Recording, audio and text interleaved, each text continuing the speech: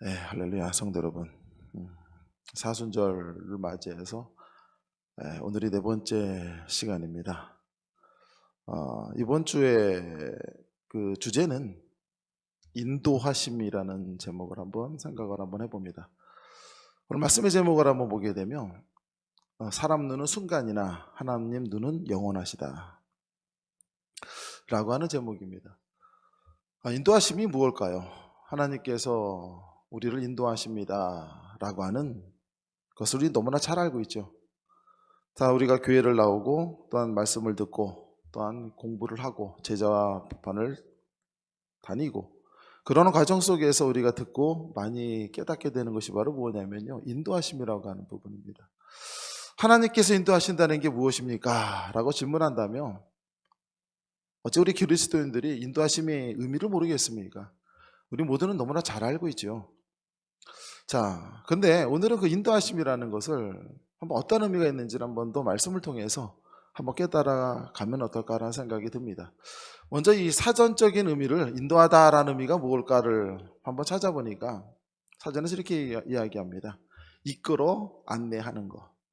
자, 동사니까 이끌어 안내하다라는 의미가 됩니다.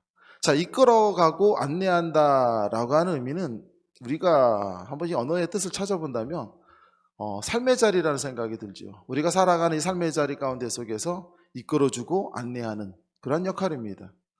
그리고 인도하다라는 의미를 또 하나 보면 이런 뜻이 있습니다. 깨달음의 길로 이끌어간다라고 하는 의미입니다. 아마 이거는 종교적인 삶이라는 생각이 듭니다. 종교적으로 볼 때 인도하다라고 하는 거, 인도하심이라는 건 깨달음의 길로 이끌어가는 것을 말합니다.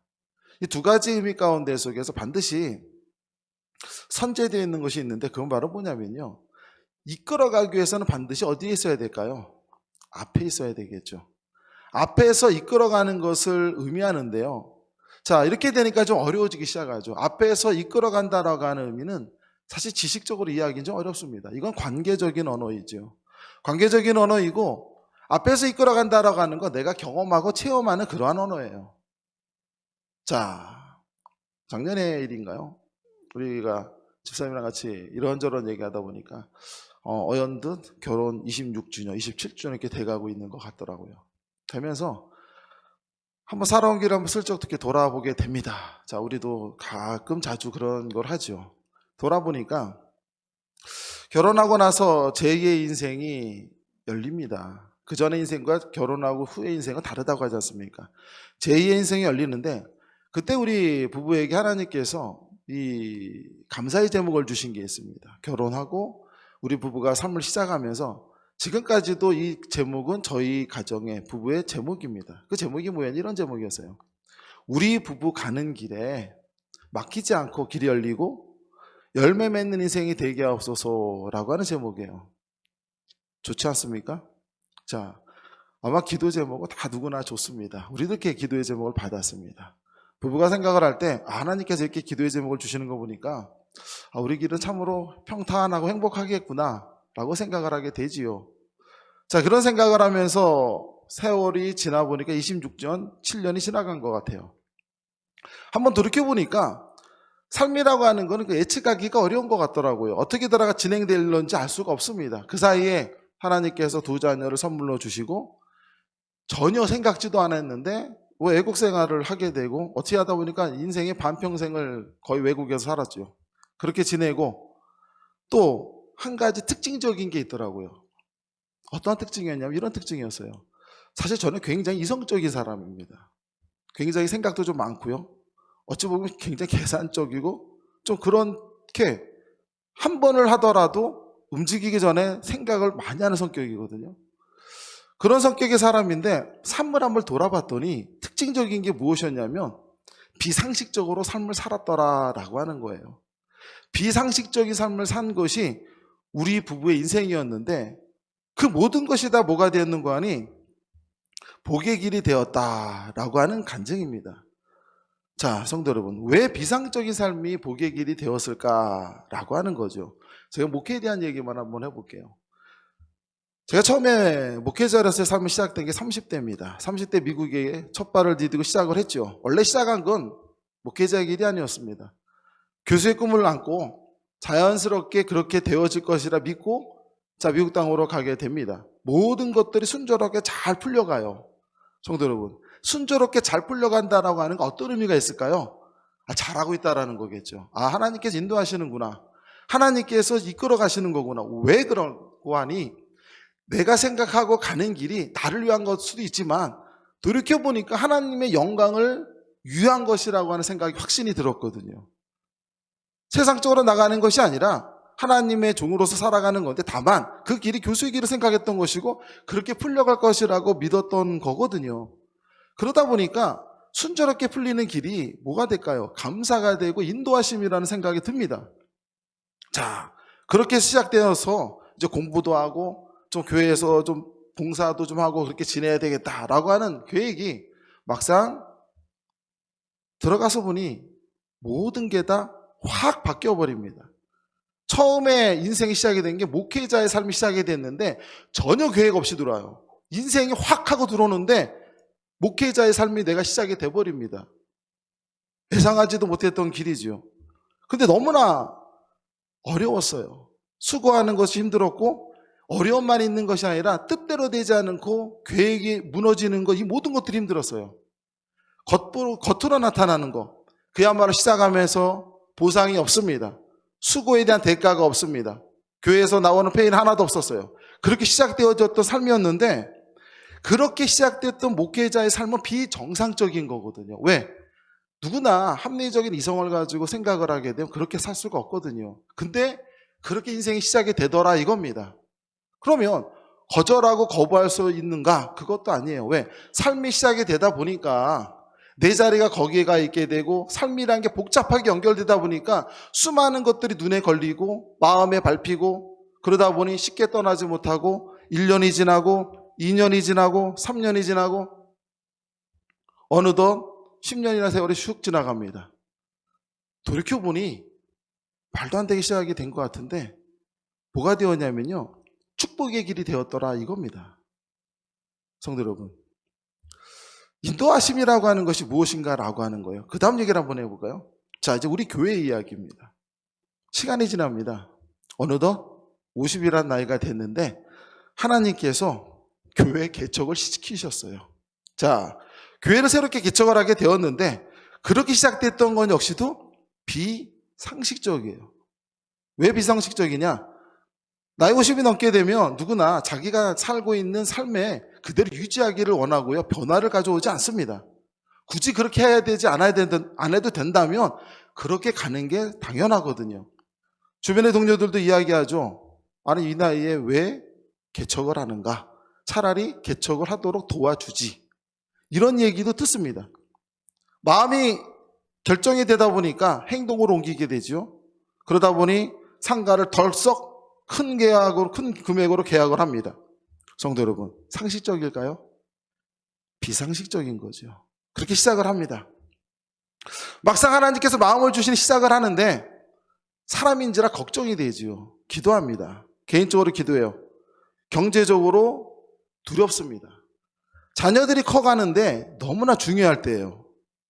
이제 아이들에게 인생이 풀려야 될 나이가 됐거든요. 어린 시절이라면 한 번 정도 모험을 감행하지만 아이들의 인생에 있어서 중요한 청소년기를 맞이하고 대학을 들어가 이런 시점에 이런 모험을 한다는 건 쉬운 게 아니거든요. 그런데 삶이라는 게 뭔가에서 몰려갈 때가 있거든요. 그렇게 해서 인생이 시작이 돼요. 또 한편은 기도를 하죠. 하나님, 쪼들려도 자녀들이 인생에 가는데 걸림돌이 되게 하지 않게 해달라고.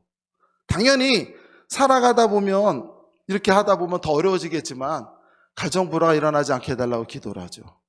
성도 여러분, 그렇게 시작을 해서 몇 년이 또한 지났습니다. 제가 몇 주 전에 그런 간증을 했었죠. 그렇게 시작이 되었는데 하나님께서 어떻게 돌이켜 보니까 더 큰 집을 짓고 있고 더 크게 축복받고 나아간다라고 하는 현재의 모습이거든요. 성도 여러분, 이해할 수 있을까요? 교회적으로 보게 되면 팬데믹으로 세계가 다 어렵습니다. 많은 교회가 다 어려워요. 그런데 하나님께서는 우리 교회는 절대로 힘들게 하지 않으셨어요. 늘 풍족하게 하셨고요. 이제는 교회를 세워갈 일꾼들을 만들어 가십니다. 성도 여러분.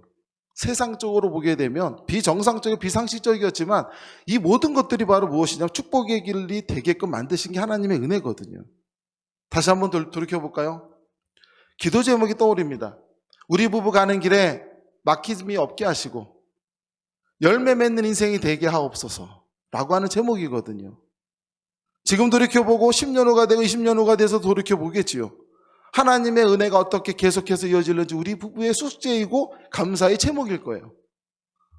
성도 여러분, 인생이라고 하는 건요, 누구나 삶을 살아갈 때 하나님께 기도하고 나의 계획을 성취하고자 노력하기 위해서 살아갑니다. 그리고 우리가 기도하는 모든 기도회 속에서 바라보게 되면 내가 바라고 내가 소망하는 기도의 제목이지만 그 안에는 무엇이 숨겨져 있냐면 하나님께 영광이 되어진다라고 하는 것 우리 또한 알고 있거든요. 그러다 보니까 우리가 하나님께 기도하고 나아갈 때 보게 되면 하나님의 뜻이 내 기도 안에서 이루어질 것이라고 믿게 된다라는 거예요. 자, 그런데요, 이런 것들이 뭐가 될까요? 착각이더라 이겁니다. 왜 착각일까요? 삶이라고 하는 것은 내가 생각하고 계획되어진 대로 진행되어지는 것들이 아니거든요. 그런데 삶을 살아가다 보게 되면 무엇이 있냐면 하나님의 언약은 반드시 이루어진다라고 하는 거예요. 중요한 건 뭐냐? 우리가 하나님의 언약을 믿을 수 있는가라고 하는 거거든요. 자, 성도 여러분, 이 말씀을 기억하면서 인도하심이라고 하는 거 우리가 어떻게 오해하고 있는지 한번 볼까요? 잠언입니다. 16장 1절 말씀이에요. 한번 보시겠습니까? 너무 유명한 말씀이죠. 마음의 경영은 누구에게 있다고요? 사람에게 있어도 응답은 누구에게로부터 나온다? 여호와께로부터 나오니라. 잘하는 말씀 아닙니까? 이 말씀을 다시 한번 반복하죠. 잠언에서 16장 9절입니다. 이렇게 이야기하죠. 사람이 마음으로 자기 길을 모할지라도 계획할지라도 그의 걸음을 인도하시는 이는 누구시라고요? 여호와 하나님이시니라 라는 말씀이거든요. 성도 여러분, 이 말씀을 어떤 의미라고 생각하십니까? 이 말씀이 어떤 의미가 있다고 생각하십니까? 먼저 이 질문 속에 핵심이 되는 것은 바로 무엇이냐면요, 우리가 살아가는 삶의 주인은 누구인가 라고 하는 질문이에요. 우리가 살아가는데 이 삶을 이끌어 가시는 주된 자가 누군가라는 질문이 이 안에 포함이 되어 있거든요. 누구이겠습니까? 하나님이죠. 다시 한번 물어보죠. 우리 스스로에게 질문을 던질 때 우리의 인생을 끌어가는 계획자는 누구입니까? 나예요. 우리는 여기서 나에서 벗어날 수가 없습니다. 우리는 항상 인생을 끌어가는 자는 누구이고요? 바로 나거든요. 취업을 하고 결혼을 하고 우리가 어떠한 계획을 하고 자녀를 가르치고 자녀 양육하고 새로운 땅에서 이주를 시작하고 무엇인가를 계획을 잡고 이 모든 것은 내 계획이에요. 내 계획으로 시작을 하는데 우리는 이 계획 가운데 무엇이 숨겨져 있냐면 하나님의 뜻이 내 안에서 이루어지기를 바라는 거거든요. 그러다 보게 되면 이 말씀을 다시 보게 됩니다. 어떻게 보게 되는 거 아니? 그렇게 내가 계획하고 경영을 할지라도 이것을 이루게 만드시는 이는 누구신가? 하나님이시라는 거거든요.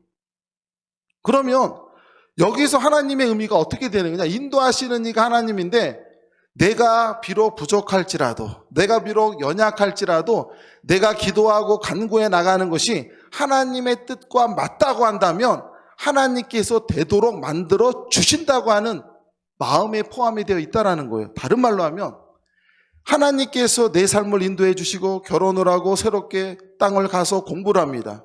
그렇게 해서 돌아와서 신학자가 되는 것도 하나님의 영광이에요. 그렇죠? 하나님 영광 돌리는 거예요. 이것은 사람의 계획이에요. 그러나 우리는 마음속에 어떤 생각이 있는 거 아니? 내가 가는 그 길이 하나님께서 원하는 길이기 때문에 그 결과도 내가 원하는 대로 되어질 걸로 믿는 거예요. 간구하는 거예요. 그게 사람이라는 거예요. 잠언이 우리에게 이야기하는 16장 1절과 9절에서 이야기하는 것은 이 의미가 아니라는 겁니다.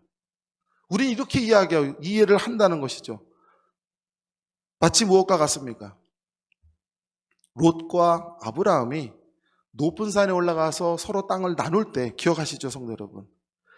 그때 그들이 무엇을 봤을까요? 롯은 높은 땅에 올라가서 높은 산에 올라가 보니 어느 땅이 더 좋은가 보니 더 좋은 땅이 무엇인지를 알게 됩니다. 그것을 선택을 해요.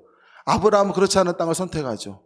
우리는 이렇게 말하는지도 몰라요. 나중에 보니 롯이 선택한 그 땅은 소돔과 고모라가 되어서 하나님에게 멸망당하는 그 땅을 선택했던 것이고, 아브라함이 택했던 그 땅은 비록 척박할지라도 나중에 보니 가나안 땅에 되어서 축복된 땅이더라. 그러므로 결과를 봤을 때는 그는 좋은 땅 하나님 허락하셨다. 이게 아니라는 거예요.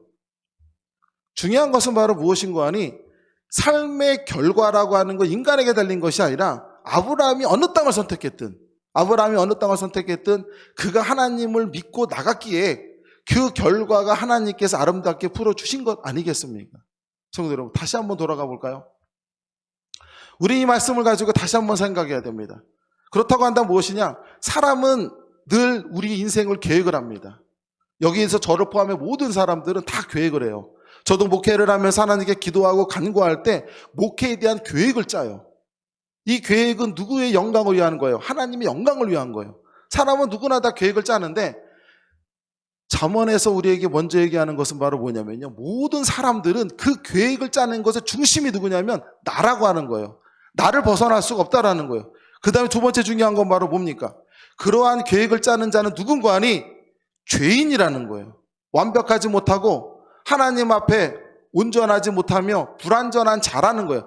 그러한 자가 우리인데, 우리가 이와 같은 계획을 짜고 중심으로 가지고 끊임없이 하나님께 기도하고 간구하고 그러면서 무엇을 소망합니까? 하나님의 뜻이 나의 뜻과 하나가 되기를 바라는 거예요. 그래서 잠언은 무엇이라 얘기하는 겁니까? 우리의 마음이 교만된다는 거예요. 그러면 도대체 무슨 얘기를 우리가 이해를 해야 될까요? 하나 더 봅시다. 잠언서예요. 16장 2절 말씀을 한번 보시겠습니까? 뭐라 얘기합니까? 사람의 행위가 자기 보기에는 모두 뭐할지라도 깨끗하여도 여호와는 무엇을 보신다고요? 심령을 감찰하시느니라. 성도로 무슨 얘기일까요?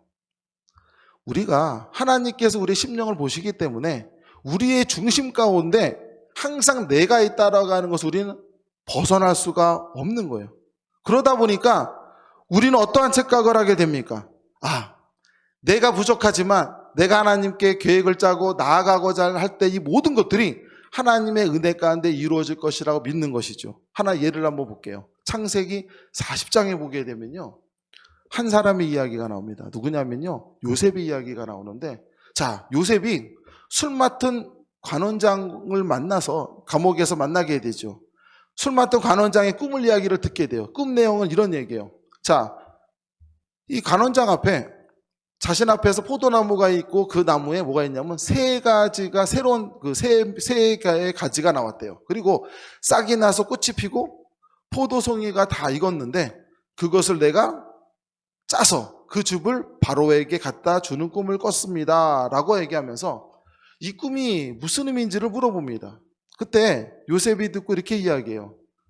자, 당신은 3일이 지나게 되면 다시 바로가 부를 것이고 원래의 자리로 복직하게 될 겁니다 라고 이야기를 하거든요. 성도 여러분, 그대로 됐습니까? 그대로 됐죠. 정말 간원장은 3일 만에 바로의 부름을 받아서 그가 원래의 자리로 돌아갔습니다. 그런데 창세기 40장 14절 말씀 한번 보시죠. 자, 요셉 이야기를 한번 보세요. 뭐라 얘기하나? 당신이 잘 되시거든 나를 생각하고 내게 은혜를 베풀어서 내 사정을 누구에게 말씀해 달라고요? 바로에게 아뢰어서 이 집에서 나를 건져 주소서. 성도 여러분, 요셉은 어떤 생각을 했습니까? 자신이 위기에 처해 있는데 술 맡은 간원장이 복직될 것을 미리 알았어요. 그래놓고 그가 돌아가게 되면 그를 통해서 무엇을 원한 거예요? 자신이 이 감옥에서 벗어날 수 있게끔 하나의 기회가 될 것을 바란 거잖아요. 성도 여러분, 이 계획은 어떨까요? 굉장히 지혜로운 계획 아닙니까?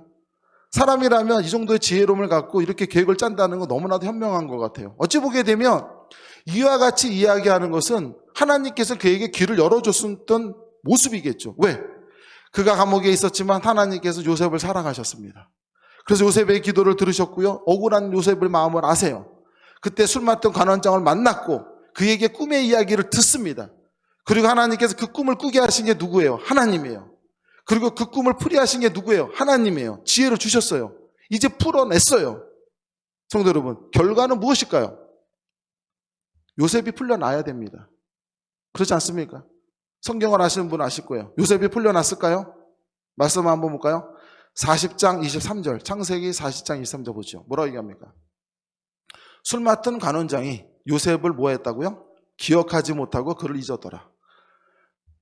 술 맡은 관원장이 복직이 되었어요. 요셉의 말대로. 그런데 이제 남은 건 무엇이 남았냐면, 이제 요셉의 뜻대로 이가 복직이 되고 바로를 만나서 누군가가 만났는데 그가 이와 같은 얘기를 했고 저에게 도움을 줬습니다. 그를 구원해 달라고 부탁을 할 줄 알았는데, 관원장은 어쩌다고 얘기합니까? 요셉을 까맣게 잊어버렸어요. 성도 여러분, 사람의 계획은 이루어졌습니까? 안 이루어졌죠. 우리는 이걸 한번 보자는 얘기예요. 인도하심이라고 하는 것이 무엇이냐면, 우리가 생각하는 인도하심이라는 건 내가 하나님께 영광을 돌리는 일을 하는 것은 반드시 되어질 것이다 가 착각이라는 거예요. 이것을 계획한 건 사람이에요. 내가 계획한 거예요.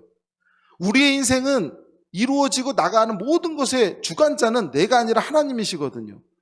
오늘 이 창세기 40장에서도 요셉의 이야기 속에 나타내는 건 뭐냐면, 하나님이 꿈을 꾸게 하셨고요, 하나님이 꿈을 풀이하게 하셨어요. 그리고 요셉에게 지혜를 줘서 나갈 수 있게끔 그야말로 지혜롭게 말을 하게 하셨어요. 그 우리의 생각은 뭡니까? 풀려나야 되는 거예요. 그런데 성경은 뭐라 얘기하냐면 까맣게 기억을 못한다라요. 그리고 말씀을 한번 또 볼까요? 2년이 지납니다. 2년이 지나고 이제 하나님께서 바로에게 꿈을 꾸게 하세요. 바로에게 꿈을 꾸게 하셨는데, 그때 술 맡은 관원장의 이야기가 불쑥 나와요. 보죠. 창세기 41장 12절 말씀이에요. 뭐라 얘기합니까? 술 맡은 관원장이 이야기합니다. 제가 감옥에 있었을 때 그곳에 산 사람을 만났는데, 그 자는 신이 대장의 종이 됐던 히브리 청년입니다. 요셉이죠. 우리와 함께 있었기에 우리가 그에게 말했을 때 그가 우리의 꿈을 풀어줘서 각 사람들 해석을 다 해줬습니다. 누구에게 이야기하는 거예요? 바로에게 이야기합니다. 무슨 얘기일까요, 성도 여러분? 이 술 맡던 관원장이 새까맣게 잊었는데 2년이 지나가지고 하나님이 결정적인 인생의 때가 되었을 때 술 맡은 관원장이 그것이 생각나게 만들어 버리신 겁니다. 그리고는 바로에게 이야기를 하게 되고요. 그리고 나서 어떤 일이 벌어졌을까요? 우리가 잘 아는 사건입니다. 요셉을 불러내고요, 요셉에게서 꿈을 이야기하고요, 해석을 하고요, 풀이를 하고요. 그렇게 해서 우리가 알고 있는 요셉이 바로 애굽의 총리가 되는 사건들이 이제부터 쭉쭉쭉 전개되어 나가는 거예요. 성도 여러분, 여기서 이야기한 요셉의 이야기가 우리에게 말하는 것은 무엇일까요? 우리가 생각하고 있는 하나님께 기도하고 하나님께서 나의 가는 길을 인도하시고 계획하고 생각하고 준비하는 건 사람이지만 이것을 이루시는 이는 하나님이십니다 라고 하는 기도는 깊게 들어가야 된다는 거예요. 잘못 생각하게 되면 내가 하나님께서 원하는 일을 하면 무조건 된다, 이건 내 생각이에요. 교만한 생각이에요. 내가 아무리 옳은 일을 한다 할지라도 돼야 될 이유는 아무것도 없는 거예요. 그러면 내가 앞서가는 거죠. 왜? 인도하심이라고 하는 건 누군가가 내 앞을 이끌어 가는 거거든요. 내가 앞서간다는 건 하나님 내 뒤를 쫓아오는 거예요. 내가 문제를 해결하고 해결되지 못한 문제가 남으면 그것을 뒤처리를 맡는 게 하나님이어야 되는 거예요. 이게 바로 내가 앞서가는 모습이죠. 우리의 삶은 그렇게 살아간다라는 거예요. 하나님도 이걸 아신다는 거예요. 우리 인간은 그것을 벗어날 수가 없다라는 거예요. 연약하고 우둔하기 때문에 끊임없이 내가 앞서갈 수밖에 없어요. 끊임없이 계획할 수밖에 없고, 우리가 오늘 아침에 은혜 받고 깨우치고 내 뜻대로 되는 것이 아니라 하나님의 뜻 안에서 이루어진다는 것을 깨달았을지라도 우리는 오늘 저녁에 문제를 만나며 그것을 풀어내기 위해서 우리는 끊임없이 생각하고 계획을 짭니다. 그게 사람이에요. 이 모든 것을 하나님께서 아시지만 잠언 16장 1절과 9절에서 우리에게 말하는 의미는 무엇인가 하니, 너희들이 그러한 생각을 할 때 악한 생각이든 자기만을 위한 생각이든 정말로 좋은 생각이든 어떤 생각을 갖든지 간에 그러한 것들을 이루어지게끔 만들어 가시고 이끌어 가시는 게 바로 누군가니 하나님이시라는 거예요. 어떤 것조차도, 악한 생각조차도. 오늘도 요셉을 보게 되면 그의 생각은 너무나도 은혜로운 생각일 수 있어요. 앞서서 먼저 계획하시고 풀어주신 하나님을 믿고 자신이 나갈 것을 미리 생각을 하고 준비하는 요셉. 그러나 하나님의 뜻은 그게 아니었죠. 무엇이었습니까? 2년이라는 세월을 더 감옥에다 두게 하시고 그 시간 동안에 요셉이 더욱더 깊어지게 하시고 변화되게 하시고 때가 되었을 때 그를 불러내셔서 더 큰 사명을 감당하는 사람으로 만들었다라고 하는 것 아니겠습니까? 인도하심의 핵심은 바로 무엇일까요? 이 차이라는 겁니다. 하나님과 우리가 바라보는 눈의 차이라는 거예요. 사람의 눈은 순간만 보죠. 사람의 눈은 늘 끊임없이 오늘 이 순간이에요. 어떻게 하면 이 순간을 벗어날까? 어떻게 하면 내게 처해 있는 문제를 해결할까? 우리가 이 땅에 와서 삶을 시작할 때 우리는 문제가 무엇인지 너무나 잘 알아요. 그래서 이 문제를 해결하는 것만이 우리에게 가장 중요한 과제죠. 그래서 이걸로 하나님께 기도합니다. 보내신 이가 하나님이시니 얼마나 기도가 은혜롭습니까? 이 땅에 보내신 이가 하나님이시니 이렇게 만나고 어려운 문제를 풀어주실 이도 누구여야 돼요? 하나님이어야 돼요. 얼마나 합리적입니까? 기도가 너무나도 은혜롭죠. 그러나 하나님의 뜻은 무엇일까요? 이 땅에 보내신 게 하나님의 뜻일지라도 내 계획과 생각대로 풀려나가는 것이 은혜가 아니라는 거예요. 또 다른 방법으로 진행할 수도 있다는 것이죠. 비록 여기서 있는 목사가 처음에 인생을 시작하면서 첫 땅을 디디면서 계획하고 생각한 거 하나님 뜻과 완전 다릅니다. 내가 가고자 하는 계획과 하나님께서 인도하고자 하는 계획 완전히 달라요. 그러나 중요한 건 무엇입니까? 이것을 시작하기 위해서 가는 장소는 똑같아요. 그래서 역사는 시작이 되는 거예요. 생각과 틀이 하나님의 보시기에는 악할지라도 다를지라도 그렇게 시작하게 하시고 삶을 인도하시고 끌어가게 하시고 끊임없이 방황하고 괴로워했던 거지만 그것이 아니라 은혜가 되게 하시고 만들어지게 하시고 풀어지게 하시고 결과적으로 가서 축복이 되게 만드시는 건 바로 무엇입니까? 하나님의 인도하심이라고 하는 거예요. 그래서 우리가 인생을 놓고 봤을 때 인도하심이라고 하는 거를 깊게 봐야 된다라는 얘기입니다. 우리가 쉽게 생각할 때 하나님께 기도합니다. 하나님, 나의 삶을 인도해 주시옵소서. 너무나도 훌륭한 기도죠. 그러나 나의 삶을 인도해 주십시오라는 그 기도의 정확한 핵심은 내가 생각하고 내가 준비하고 하자는 이 모든 것들이 하나님의 뜻과 맞기를 바라고 그래서 내가 원하는 대로 소망하는 대로 이루어지기를 원합니다. 이 기도예요. 우리의 기도는. 그러나 하나님의 뜻은 어떻게 하십니까? 하나님의 눈은 뭐하다고요? 영원하다고 하죠. 왜? 우리 인생을 보십니다. 우리의 삶을 보세요. 때로는요, 우리 삶만 본 게 아니에요. 요셉의 이야기는 요셉이라고 하는 사람의 인생을 이야기하는 것처럼 보여요. 그러나 아브라함의 이야기를 보게 되면 아브라함의 이야기가 아닙니다. 그것은 아브라함을 통한 우리 이야기까지 포함이 되죠. 믿는 자들의 포함된 믿음의 조상이 된 아브라함이에요. 아브라함의 역사는 한 사람만의 이야기가 아니라 그 사람을 통해서 이루어지게 될 하나님의 엄청난 영원한 계획이 그 안에 숨겨져 있거든요. 이 계획 속에 출발을 하는 게 아브라함입니다. 그가 출발하는 인생은 하나를 보고 출발하죠. 하나님께서 아브라함이 나를 선택하셨고 사랑하셨고 자손의 축복을 주고 해와 달과 같이 영원한 하나님의 축복을 주신다는 말씀을 믿고 나갑니다. 그러나 그가 생각하는 축복은 하나님이 주시고자 하는 축복과는 다른 거예요. 왜? 아브라함은 사람이기 때문에 자기 중심입니다. 내게 복을 주셔서 자손이 있고 그 자손이 잘 되고 그 또 자손이 잘 되고 그야말로 이러한 삶을 바랐겠죠. 아브라함의 믿음이에요. 그러나 하나님의 계획은 그게 아니셨잖아요. 하나님의 계획은 무엇으로 이어집니까? 이제 일을 세워서 이스라엘을 세우고 지금은 무엇을 세웁니까? 사도 바울이 증언한 것처럼 이제는 믿음의 조상으로 그를 세웠다고 이야기하지 않습니까? 무슨 얘기예요? 하나님의 눈은요, 아브라함을 통해서 아브라함의 일생만 본 것이 아니라 지금 우리가 예배드린 우리들 인생까지 포함해서 그를 보셨다라는 거거든요. 믿음의 조상으로 세우신 것처럼. 우리의 눈은 늘 나에게 멈춰져 있습니다. 그렇기 때문에 내가 계획하고 생각하고 바라보고 하나님께 기도하는 것도 항상 어디에 멈춰 있냐면 문제에 멈춰 있어요. 문제에 봉착하지 않으면 우리는 기도가 깊어지지 않죠. 문제에 봉착하지 않으면 뭔가가 아름답게 풀리고 행복하게 풀리면 감사하는 삶을 살런지는 모르겠지만 내가 그 안에서 신앙이 깊어지지 않습니다.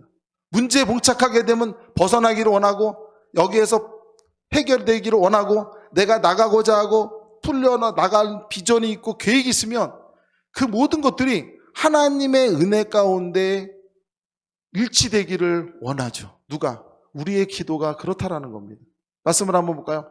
이사야서 55장 8절 말씀입니다. 뭐라 얘기합니까? 이는 내 생각이 너희 생각과 다르며 내 길은 너희의 길과 다름이니라. 여호와의 말씀이니라. 성도 여러분, 이 말씀을 보게 되면요, 너무나 우리가 얼마큼 차이가 나는지 이야기하는 것이죠. 이는 내 생각이 너희 생각과 다르대요. 내 길은 너희 길과 다름이라. 9절 말씀 한번 볼까요? 이는 하늘이 땅보다 높은 같이 내 길은 너희의 길보다 높으며 내 생각은 너희의 생각보다 높으니라. 제가 한 분의 이야기를 한번 해야죠. 그 이민아 목사님이라고 아마 유튜브나 쳐보면 많이 소개되어진 분인데요. 이어령 박사님의 딸이죠. 이 이민아 목사님이 한번 간증한 내용을 갖다 누군가가 이렇게 담담하게 써놓은 걸 한번 봤습니다. 근데 거기서 이런 얘기를 하더라고요. 그분이 이 말씀을 받았습니다.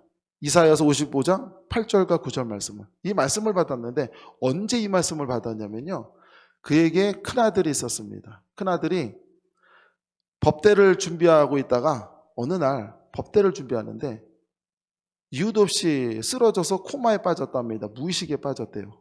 그렇게 하고 몇십 일이 지나서 사망했어요. 그렇게 죽은 거예요. 얼마나 충격적이었겠습니까? 그때 그분이 받았던 말씀이 바로 무엇이었냐면 이사야서 55장 8절과 9절이래요. 그래서 이 말씀을 읽으면서 이해가 됩니까, 성도 여러분? 이해가 안 되죠. 도대체 이게 무슨 얘기일까? 그런 생각이 가슴에서부터 쏟아져 나올 수밖에 없는데, 그때 하나님께서 그분에게 이야기하기를, 내가 이와 같이 행하는 건 나의 뜻이고 나의 계획이 있고 내가 이와 같은 것을 진행하는 것이 바로 그에게도 행복이고 너희에게도 행복이고 라고 하는 말씀을 하세요. 도저히 이해할 수가 없어요. 어떻게 사랑하는 자녀를 잃었는데 아멘으로 받아들일 수 있는 부모가 어디 있겠습니까? 그러나 그가 그런 말씀들을 들으면서 아멘을 합니다. 왜? 무슨 뜻인지는 모르겠고 하나님의 뜻이 무엇인지 알 수가 없고 이해할 수가 없지만 이것이 하나님의 뜻이라고 한다면 제가 하나님의 뜻을 받아들일 수밖에 없지 않겠냐고. 성도 여러분,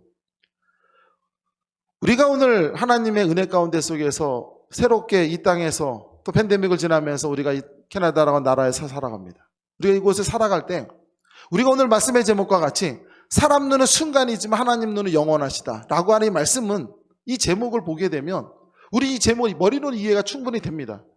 사람은 그래 순간을 바라보고 현재밖에 모르지만 하나님은 늘 영원하시고 모든 것을 이끌어 주시는 분이라는 우리는 너무나 잘 알고 있죠. 그러나 우리의 삶으로 돌아와서 내가 살아가는 문제 앞에서 이것을 생각하는 건 너무나 어려운 얘기예요. 베드로가 예수님께서 바다 위를 걸어오라고 손짓하십니다. 우리가 베드로가 달려나가는 걸 알아요. 그 다음 장면에 우리는 한 번 더 생각해야 돼요. 베드로가 어떻습니까? 두려워해서 물에 빠져든지라라고 나오죠. 근데 중요한 건 뭐냐면 베드로가 달려나갈 때는 무엇만 본 거냐면 예수님이 부르시기 때문에 달려가는 그 자리가 평안할 거라고 믿었던 거예요. 왜? 내가 가는 이 길이 하나님께서 원한 길이고 주님께서 원하는 길이기 때문에 당연히 베드로는 무엇을 생각할까요? 내가 달려가는 이 길은 당연히 주님으로 인하여 평안할 것이라고 생각을 했었어요. 그래서 바다를 걸어 나갔는데 걸으니까 무엇이 보입니까? 파도가 보이고 물결이 보입니다. 무슨 얘기예요? 현실은 아니라는 거예요. 내가 알고 있는 현실은 똑같은 바다 위를 걷고 있었다는 거예요. 이것이 바로 베드로가 알다 보니까 어떻습니까? 두려운 마음이 확 들어버렸겠죠. 이것이 바로 인생이라는 겁니다. 우리가 하나님의 은혜를 가운데 머물러 있고 하나님께 기도하고 간구하고 하나님의 은혜 가운데 속에서 모든 것들이 이루어질 것 같고 항상 은혜로움 가운데 속에서 감사함으로 나갈 수가 있어요. 그런데 그렇게 감사함으로 나가다가 문제가 만나고 어려움을 봉착하게 되면 베드로가 물결에 두려움을 가졌던 것처럼 우리도 똑같이 그렇다라는 거죠. 그러면서 우리는 무엇이 시작이 됩니까? 의심이 시작이 되는 거예요. 의심이 시작이 되고 문제로 인해서 괴롭고 그러면서 하나님을 믿지 못하게 되죠. 하나님이 앞서 가시는데 이끌어 가시는데 문제를 만났을 때 인도자를 믿지 못하게 되면 어떤 일이 벌어집니까? 끊임없이 계획하고 끊임없이 생각하고 결국은 나만을 믿을 수가 없기 때문에 위험에 빠질 수밖에 없는 거거든요.